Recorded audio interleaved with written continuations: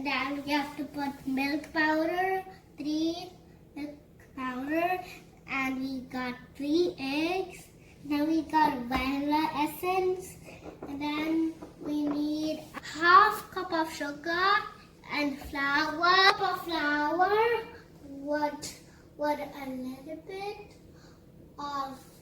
little bit salt and baking soda, 1 teaspoon of baking powder, and we have to put a little bit of milk. See how we make the easy vanilla cake. Now we're going to put the butter on. So now we're going to mix it inside the sugar, okay? Okay, now we're going to put it in the kitchen. And we're going to put 1 egg by 1. Okay, now we're going to mix it again. Now we're going to put the second egg now. Okay, now we're going to put the last egg, 1 more egg. Okay. Watch out. Gonna mix milk powder, vanilla essence.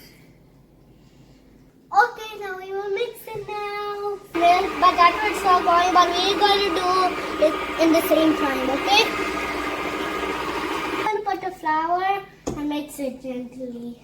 I'm going to put this cake batter and pour it inside this. We're going to pat it. We're going to put it in the oven. Okay, now I got my safety first.